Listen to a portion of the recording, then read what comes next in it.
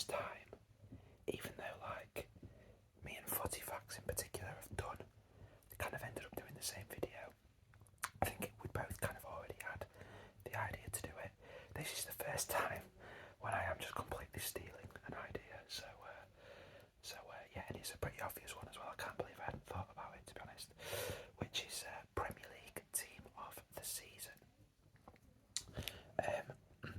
Format of this one, I'm kind of going to do a short list for each position, but within that I'm going to do like the obvious ones, but then also just kind of some absolute shout outs for some players that are going under the radar, I think, who absolutely, statistically, and when we're talking pure stats, deserve to be on the short list in their respective positions, just to try and make it kind of interesting.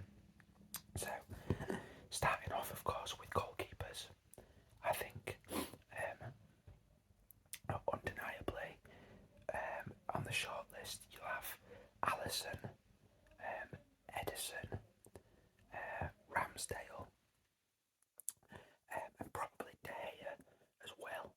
I think they'll be the obvious choices for goalkeeper of the year. I'd like to think that, you know, not an under the radar one will also be Jose Sa, who's been literally phenomenal for me, in with a big shout of actually winning it. And then in this position I've only got one that I think for me is kind of under the radar, has had injuries, so hasn't played a full season, but the games that he has played, again being well up there, like stats wise, phenomenal. And that'd be David Raya at Brentford, who's had a really, really good season. For me, I think it's between two keepers for actually going forward as the keeper of the year, and that'd be between Jose Sa and Alisson. I think that in terms of overall importance of what he has done and the big saves and how much it meant, I'd probably go for Alisson. But Jose Sa, welcome to the Premier League, phenomenal. Right backs, I think the obvious two, and I think there is only two, to be honest, for this position would of course just be Trent and Reece James.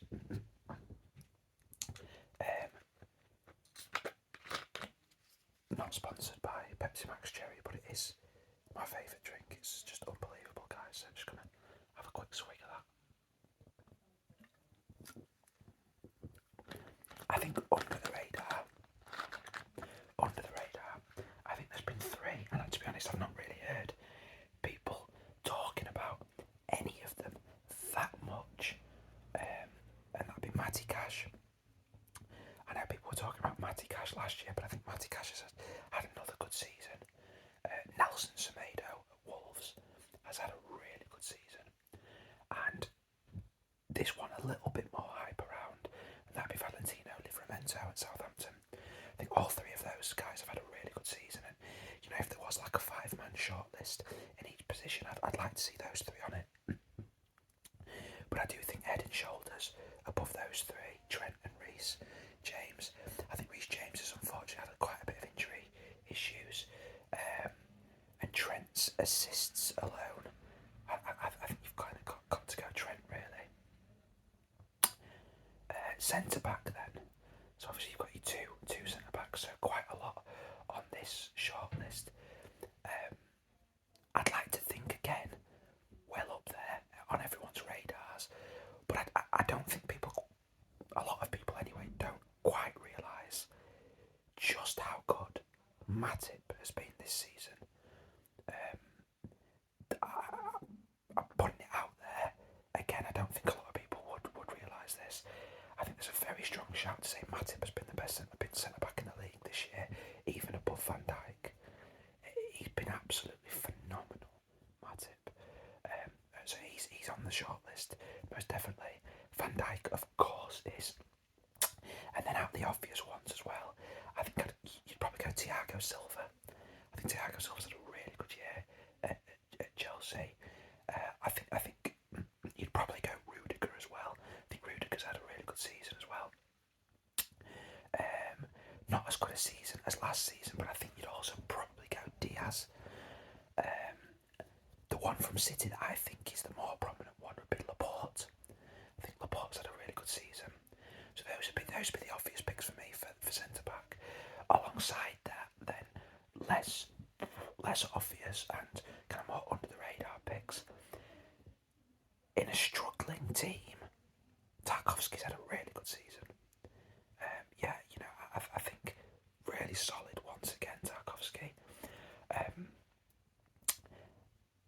Another one which I think will be under a lot of people's radar, considering they play the back three, and you've got the captain. I forget his bloody name. Swedish fellow was at Leeds. I've literally forgot his name, but he's the one that gets a lot of the plaudits. Captain, he's their captain. They brought in Christopher Ayer for big money, but the standout centre back for me in that team would be Ethan Pinnock. I think Ethan Pinnock's been fantastic at Brentford. Really, really strong, and his numbers back that up. Again, at Wolves, Connor Cody gets a lot of plaudits. I've got two on my shortlist that aren't Connor Cody. That'd be Roman Saiz. Fantastic season. Then Max Gilman. Again, he's really increasing his reputation now, Max Gilman. Those two I think have been absolutely fantastic in an overperforming Wolves team, and they're two of the big reasons for that. Same as Nelson Semedo. And then also, again, probably had a little bit more plaudits for Southampton, Salisu. So I think all of those guys have had really strong seasons that under the radar ones. So fair play to those lot. For me though, I think it's strange, City this year, because City are gonna have City are the favourites to win the league. Definitely the favourites to win the league, and I think they will have less players in the team of the season though than Liverpool, which is a strange one, isn't it? It really is. But for me, Diaz, Laporte, I honestly cannot look past Matip and Van Dijk for centre backs. So I am going in my team of the season so far: Alisson, Trent, Matip, Van Dijk. I just can't. I can't do anything other than that. So yeah, that's me so far. Left backs then. The obvious ones: Cancelo, Robertson. I think since Chilwell got injured, I think Alonso has been really good at Chelsea, and also Reguilon. I think Reguilon's had a really good season again. Those would be the obvious ones. I think under the radar, I think a lot of people are talking about Walker Peters, and understandably so. He's had a really breakout season. Again, I'm going to Wolves, but Ait Nouri has had a really good season at Wolves. I also think Aaron Cresswell has had a very resurgent season at West Ham. A very resurgent season, and fair play to him. And also, really good signing, and I really thought he would be at Brighton. Cucurella. Those for me would be the four under the radar ones. Fair play to all of those guys. But, for me, I had done by for Andy Robertson, because Andy Robertson again has been great. Cancelo is just phenomenal.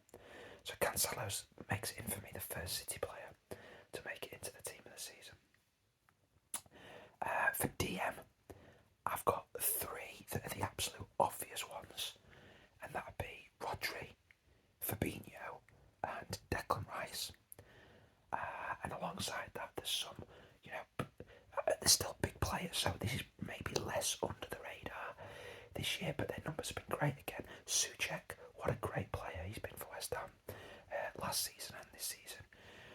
Another player that I just think, I really don't understand why people disrespect him so much, because I think ever since he's gone to Spurs, he's been really, really solid. That'd be Højbjerg. Højbjerg's been really solid once again. And then Ruben Neves at Wolves. Those would be my three kind of under the radar at DM.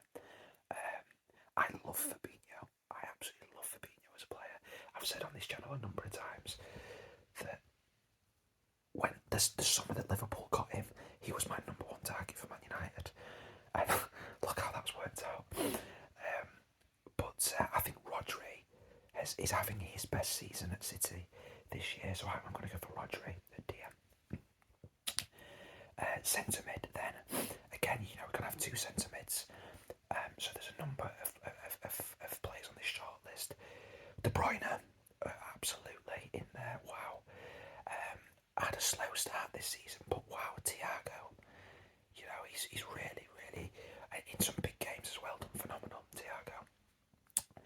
Bernardo Silva, you know, I mean, since David Silva left, Bernardo Silva's kind of taken on that role. He's keeping Gundogan out of the team as well. They've stopped playing Bernardo Silva on the wing, probably since Grealish has come in. Just playing him in that David Silva role, phenomenal. You know, just again, masterstroke from Pep, and he's been absolutely outrageous. Again, I think this one will be, and rightfully so, on the obvious shortlist. Conor Gallagher. What a season he's had at Palace. Conor Gallagher. And you know what? There were a lot of underperforming Chelsea players. The centre mids have not done well. Conte seems to be, dare we say it, maybe on the decline. Jorginho's not having his best season either. So Conor Gallagher might go back into that Chelsea team next season, and fair play to him. And Ward-Prowse, I think, will be on most people's obvious shortlist.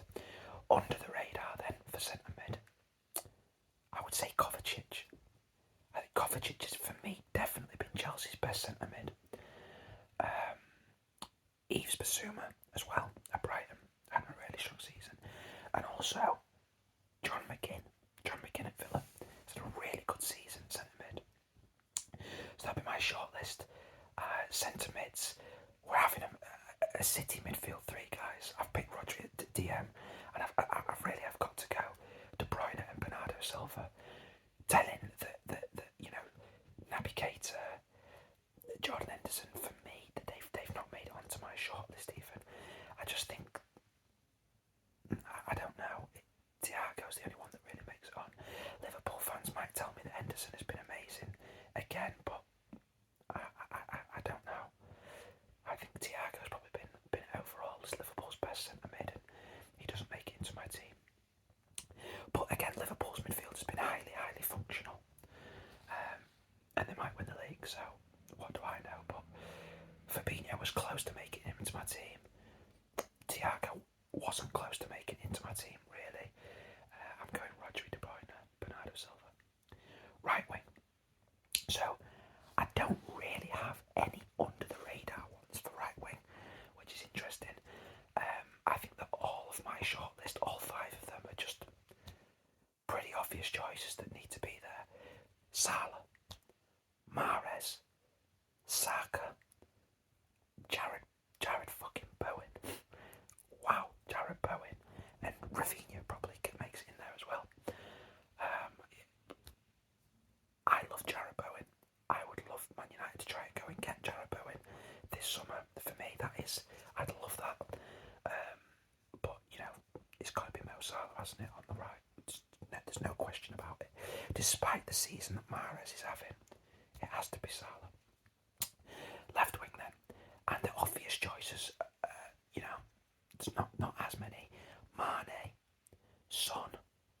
I would just about put Grealish in there, and kind of inside left, Mason Mount as well, who's having a really good season. Under the radar ones, I would go Wilf Zaha, Emil Smith Rowe, and Alan Saint-Maximin for me. This one kind of was tough, despite the numbers obviously pointing towards Son. I think that Mane is actually having a really, really great season as well, so it's particularly since AFCON. But you know, it's not Son's fault that he's playing in a not great Spurs team. Week in, week out, he's performed. So I'm going to put Son in as thus far the only non-City or Liverpool player. Son makes it in for me. do you know what? This is the weirdest year in memory for me at striker for the team of the season. In that none of the big three are playing with an out-and-out striker. Really, Lukaku can't get in the team now. Havertz, is he a striker? Can we say he is a number 9? But he's Chelsea's top guy these days. Jota was a winger at Wolves. Absolutely was a winger. Sometimes played up there, I guess. He's coming to Liverpool and he plays there. Keeps Firmino out of the team most weeks. City haven't got one. Probably, if you say who's played there the most, I would think and say it's probably been Foden. I mean, when Jesus plays, he normally plays on the right. I would say Foden down the middle mostly. So for me, on the short list, Foden, Jota, Havertz are on the obvious short list. And then the only one really you've got is Harry Kane. Harry Kane has got the best numbers of an out-and-out striker on this short list. However, he had the worst first half of the season that I can remember from Harry Kane. Yes, his form in the second half of the season has been fantastic, but I'm really not sure I can put him in the team of the season. Harry Kane, I don't think I can, you know. I just don't think I can. The under-the-radar picks, Ivan Toney. Everyone said, will he be able to cut it in the Premier League? I think he's had a really solid first season. Fair play to him. Fair play to him. A big reason why Brentford are overperforming. Emmanuel Dennis in a very struggling Watford team. I think's been there. I would hope Watford fans are going to give him their player of the season. I think he absolutely should be. Miguel Antonio. Yes, his numbers goal-wise aren't elite. It's everything else that he does though, guys. He does so much work in that team. And then also, again, another under-the-radar one, I think, but for everything that he does, Ollie Watkins. Ollie Watkins would make it into my shortlist. It's a tough one for me, this, but I'm going to go Jota. I'm going to go Jota as my striker. So my team of the year is Alisson, Trent, Matip, Van Dijk, Cancelo, Rodri, De Bruyne, Bernardo Silva, Salah, Son and Jota. A lot of Liverpool players in there. Let's see if they win the league. Guys, as always,